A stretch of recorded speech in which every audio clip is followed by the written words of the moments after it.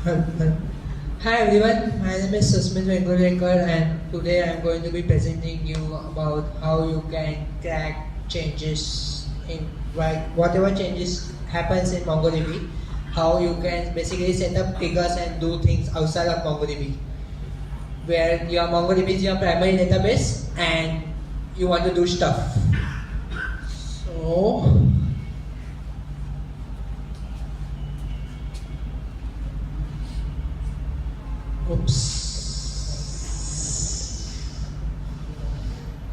yeah, cool. Okay, so disclaimer. Things are going to break, so don't worry. It's natural.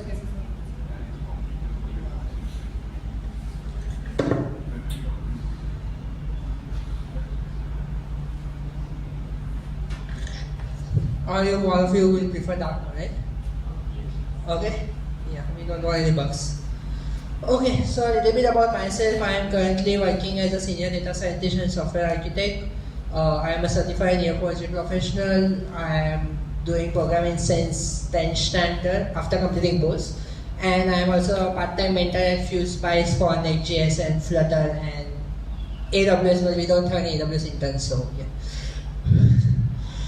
So today mine is the first talk. The second talk is streaming with MongoDB by Attendees. And there is something common between us. We both are from Mumbai. We are both techies. How many of you are engineers here?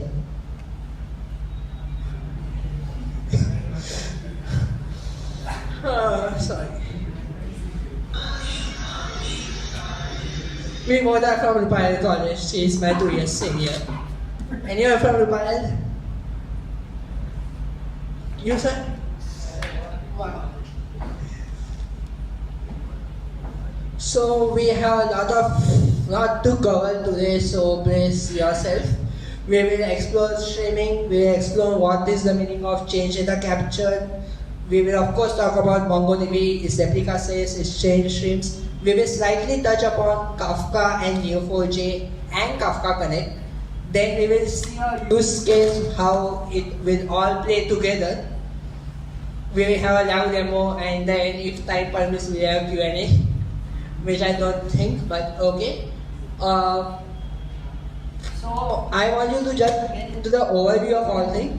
Don't worry about getting into the details because there is lot things to cover. If you just have overview, you are good to go. Just like a high level diagram. We are not going to go into NLD. Just HLD. Okay, so this is a stream, a calm water stream. It is continuous flow. We don't have any issue.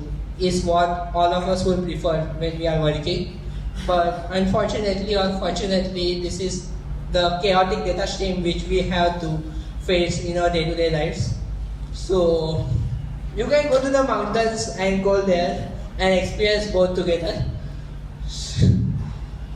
Okay, so what is a stream? Well, we have a sequence of data points which come at a regular interval or in real time or irregular interval in case of IoT devices due to network lags or something, which is basically a flow of data from point A to point B.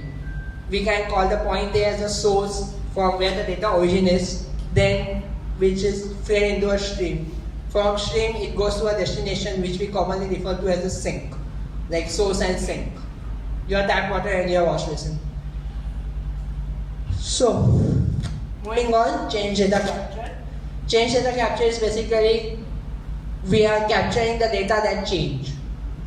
So basically, if your primary database is MongoDB, or whenever say you insert any document, or say you update any document, or you delete any document, that's a change in your data.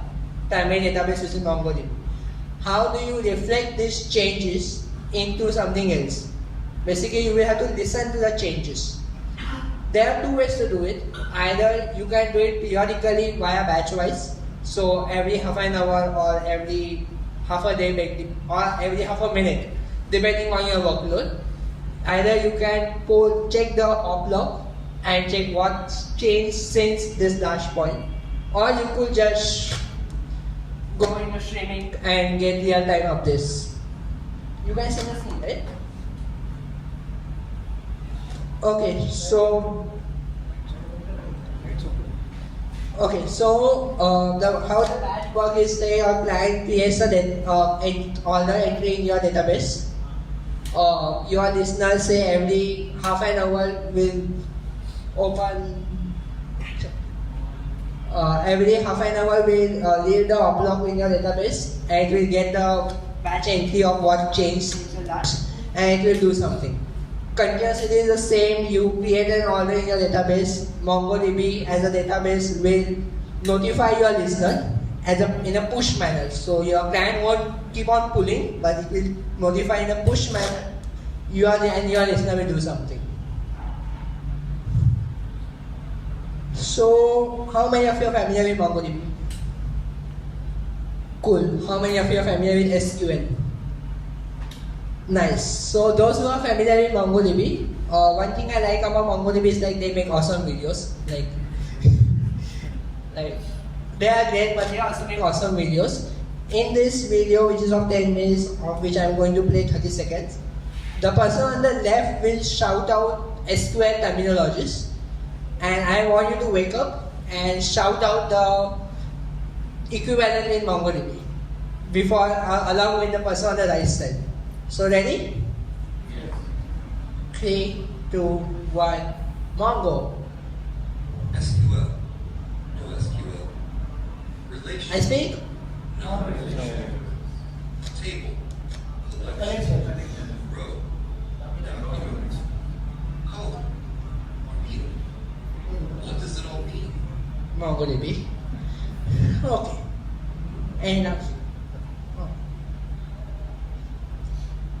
Okay, so MongoDB is a document-oriented NoSQL database. It is not a column-oriented, it is not a graph database, it is a document-oriented database where all your data is shown as a single document. Your collection is your table basically. So in a table you have multiple rows. Similarly, in a collection you have multiple documents. You can also have hierarchy of documents, so collection document, embedded collection document, and you can go on. We have schema on it, means your intern can dump anything which he wants, but when he goes to the view details or wish page, you will face a nightmare because you can basically dump anything on you want, but you better know the schema you're expecting when you did. There is one way in which you can avoid this, is like when you set up a collection, you can specify the validation schema in JSON, which basically this should be the document structure which will be inserted in the MongoDB, so that way you can be slightly safe. MongoDB has rich querying and indexing capability that we all know won't use well, and it has a very pretty powerful aggregation framework. So let's see some examples.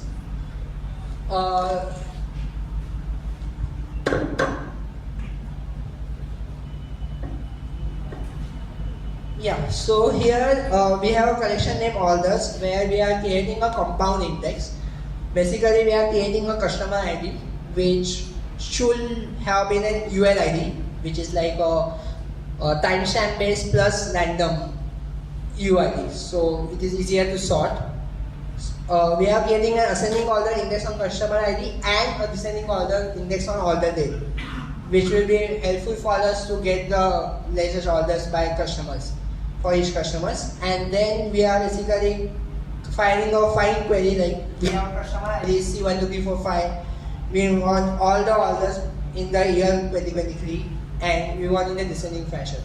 So that's a pretty simple query which you can programmatically also construct dynamically. Here we are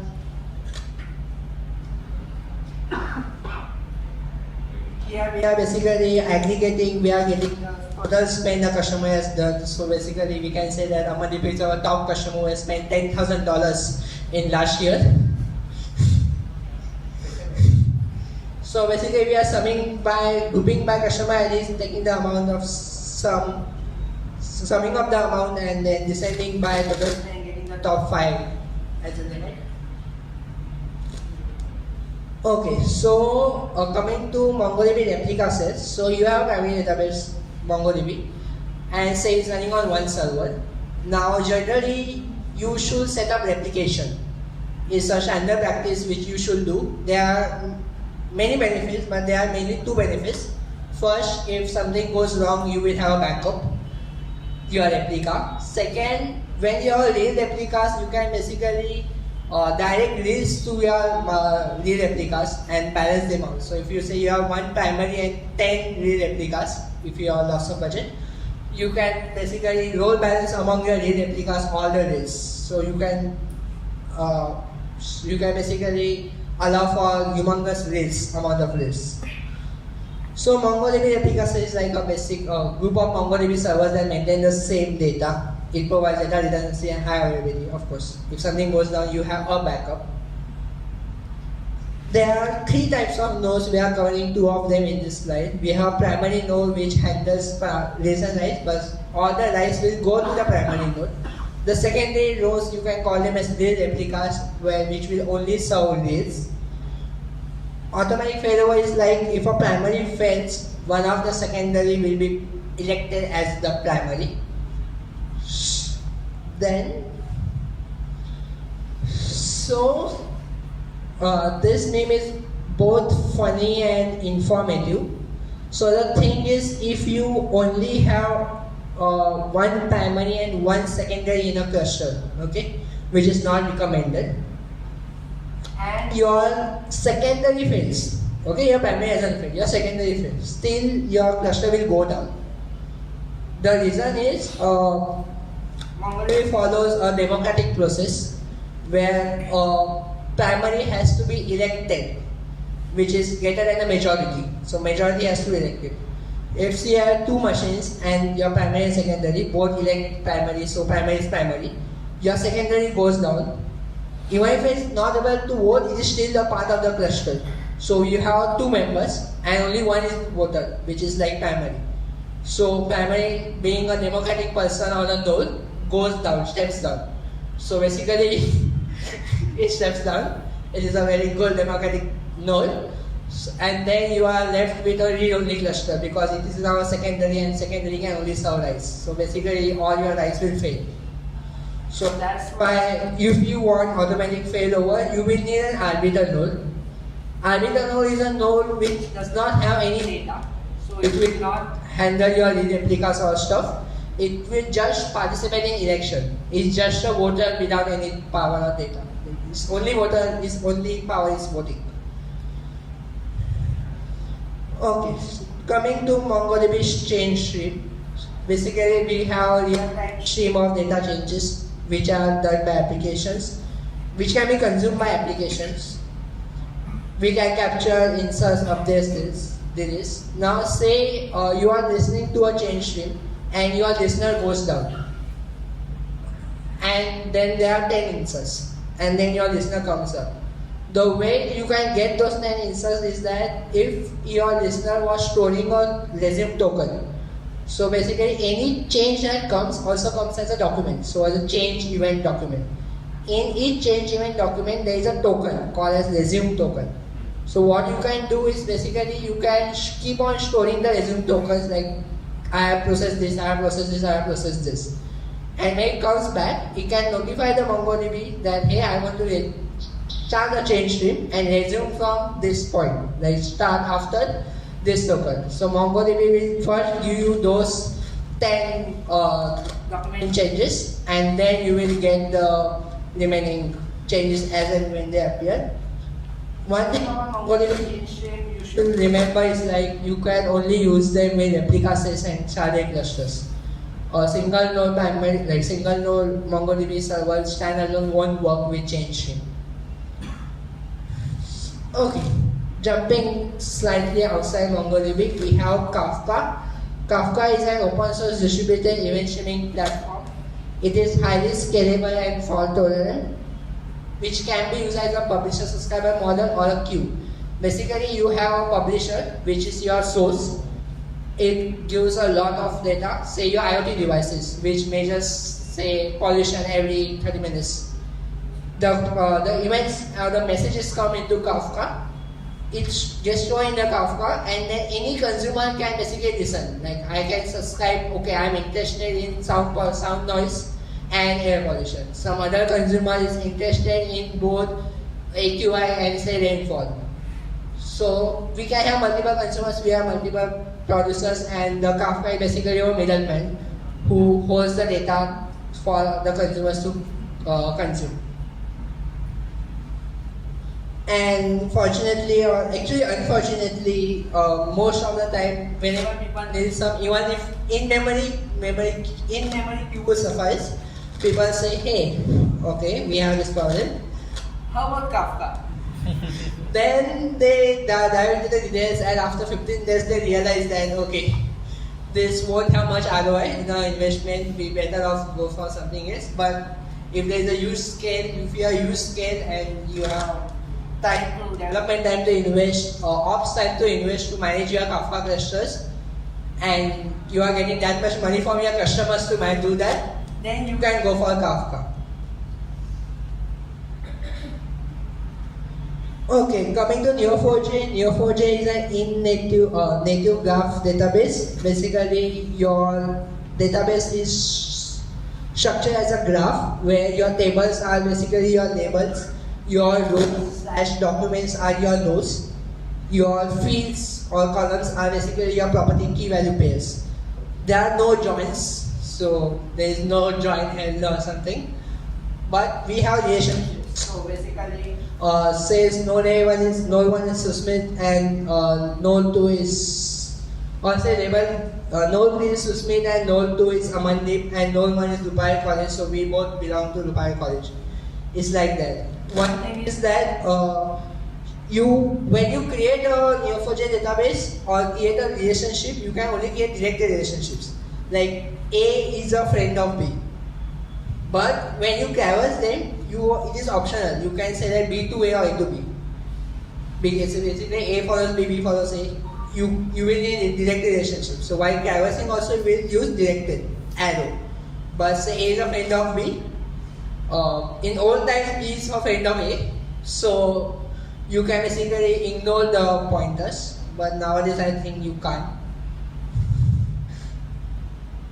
Okay, then coming to Kafka Connect. So Kafka Connect is a set of connectors which are basically JVM processes. They run in Java virtual machines. The point of them using is like you have a cluster within Kafka which will handle producing messages into Kafka and consuming from the Kafka to put into somewhere else. So the idea is that there are a lot of already provided connectors before, like data sources, various data sources and various data sinks. So you don't have to write the code yourself. It is already written, it is tested by professionals, and it is like the code quality is like top notch. So how it works is like, say you have a source which is like MongoDB.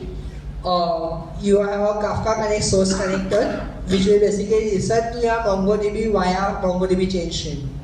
From the MongoDB, your data will go to the MongoDB Change Stream, and then your Kafka Connect, which is like the source connector, it will act as a producer. So the Kafka does not connect about Kafka connector. Like Kafka does not connect about Kafka Connect. It is like it only pura dunya se producer or consumer hai. So for Kafka Connect, source connector will act as a producer to Kafka, and then whenever you want to put those changes into some other database, then you can launch another Kafka Connect worker with the sync connector configuration, which will act as a consumer, get the data and do something, which is like put into sync or do something. Coming on to the use case. Here we have use case where our primary data store it will be MongoDB. Our idea is like, I want to set up for my e-commerce database a recommendation engine. For recommendation engine, I decided to use Neo4j. And like so, user will place an order in MongoDB. We will capture the user ID and the items ordered, and then we will build a graph so we can recommend similar products later, or do user similarity stuff. Like I order MacBook Pro, This is not a MacBook Pro. I ordered MacBook Pro and Amandeep also ordered MacBook Pro and Amandeep ordered Airbus 380. So I might have to order, like it will may recommend me Airbus 380. But the thing is, we can using Python or normal Java, we can set up a simple script which will basically listen to MongoDB Change Stream and directly write to Neo4j. We don't need Kafka like if we are running on our laptop.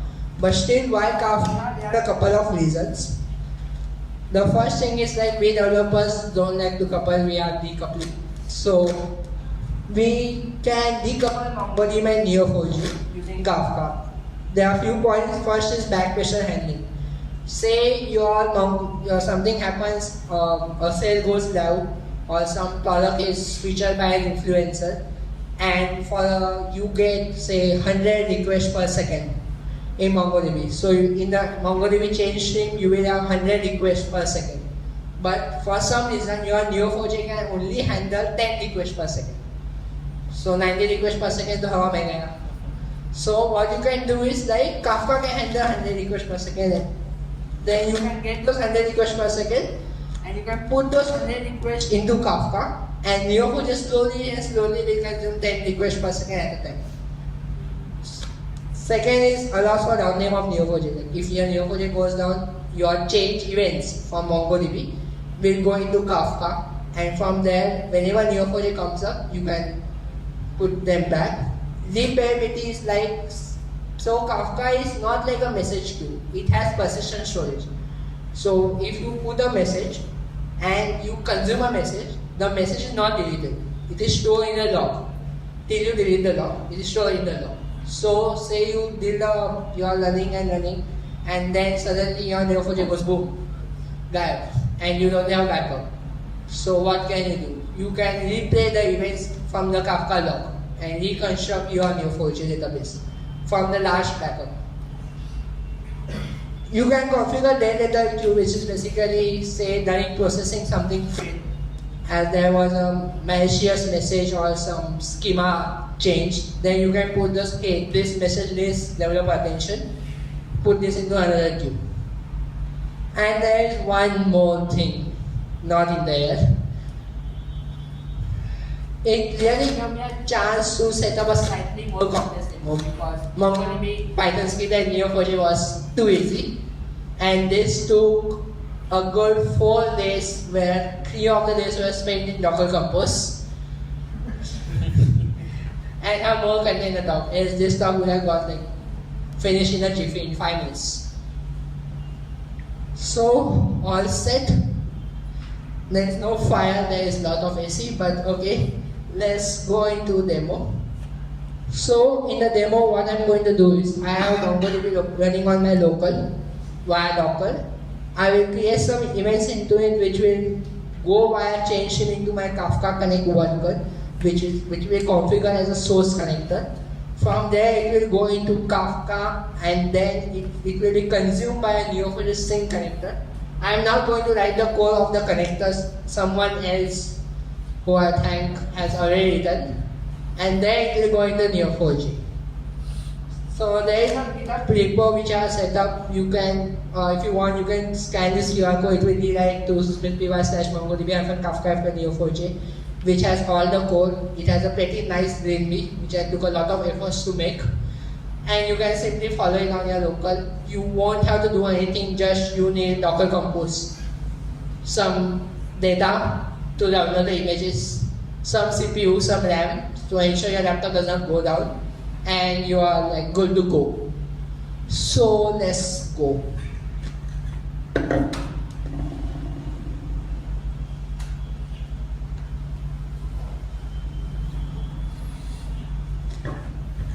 Okay, so this is the repo I was mentioning. I'm also going to follow the README. So first step is like we Docker Compose -d. So basically we are running all the containers in background mode. So we have Kafka, we have MongoDB, we have Neo4j, Kafka Connect, Control center is something which Kafka provides basically to give us a nice GUI to see all the stuff going on in Kafka and the consumers. This is basically the Docker Compose file. We have MongoDB. We are running it in a replica set mode with only one node. Fine for the demo. We have a health check because we need a way to initialize our replica set with the member, and we can't do it directly. So after some time it will do it. That's why we have configured within the health check. I have commented out the volume mapping so that I know that in the folders when I tested this 10 times. We have basic Kafka. We have Kafka Connect, which is like the Kafka Connect cluster. We have a control center which basically provides a nice GUI to view. And we have Neo4j database. So now what I'm going to do is I'm going to connect to my MongoDB with MongoDB Compass, which is like an awesome tool. So let me connect. Okay, as you can see, I have 3 databases which are like session databases. Now what I will do is like I will add the initial data. So like I will add the users, the items in the inventory data. So let me run my Python script. So what this did is, let me refresh. It created a collection name as e-commerce. It created a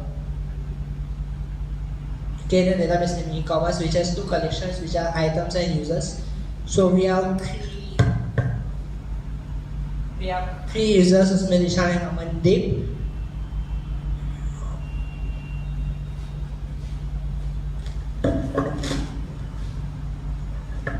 We have 4 items which is like laptop, phone, table and chair, pretty cheap, but I don't know if it's in rupees or dollars or anyways.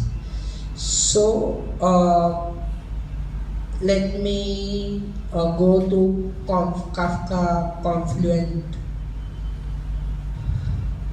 Control Center. Okay.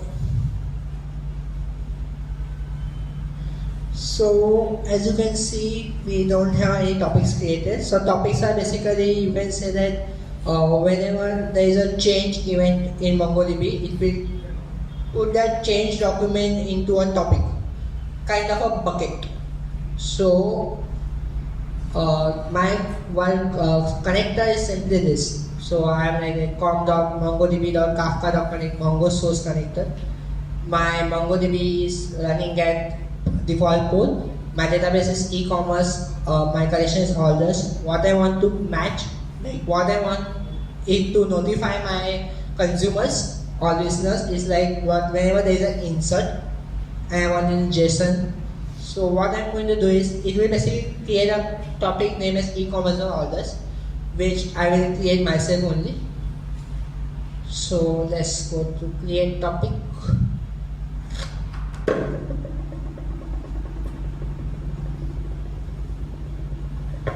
Create with defaults. Let's go to messages, and then you can say there are no messages because I haven't started off the Kafka worker in the Kafka Connect cluster.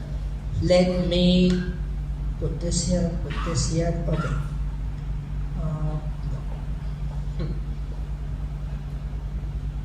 So all we have to do is pass this as data to my Kafka Connect worker.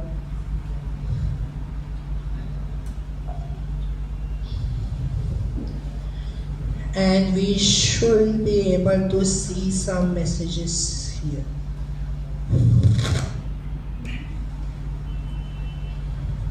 Oh yeah, I forgot to create messages, right? So this is listening to orders collection. So I have a Python script here which will create dummy orders. It will create 2 orders. So let me quickly run that script. Create orders. We have created 2 orders.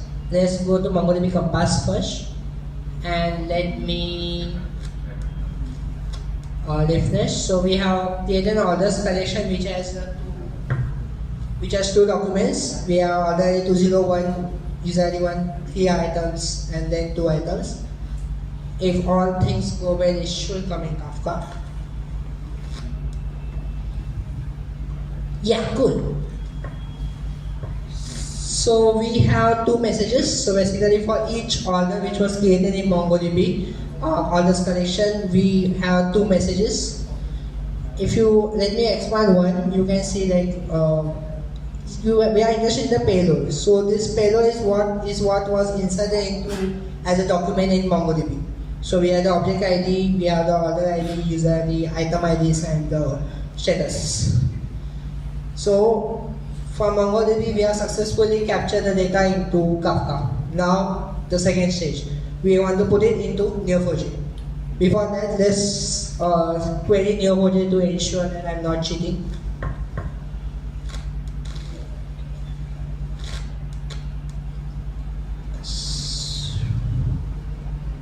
I guess I am connected. Yeah.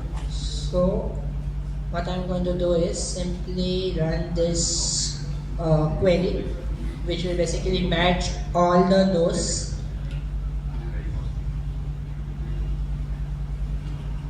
As you can see, we don't have anything. Neo4j is blank.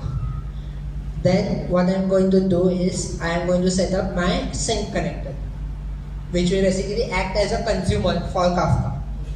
I am saying that I want to listen to the topic e-commerce.orders.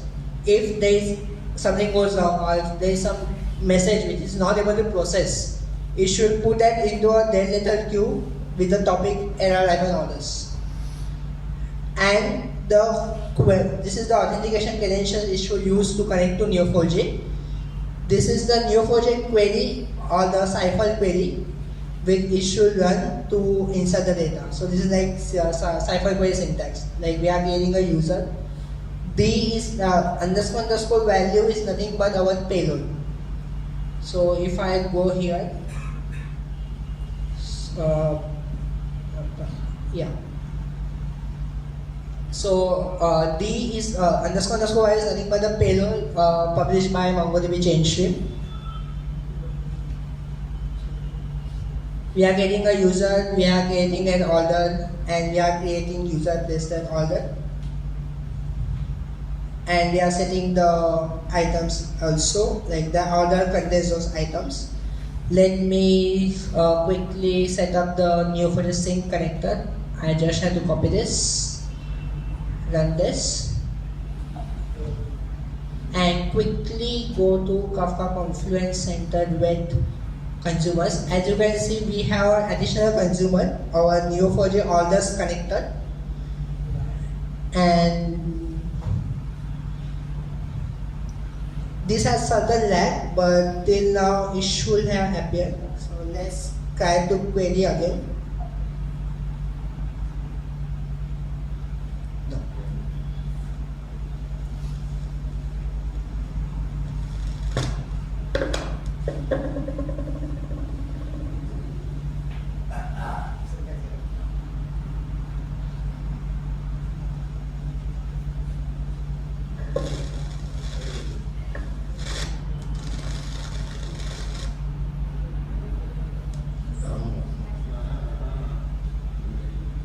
Yeah, so we have 2 users, user 1 and user 2, which have placed 2 orders. User 1 has placed 201, user 2 has placed 202. 202 contains these items and 201 contains this item. So this is the common item which was ordered by user 2 and user 1.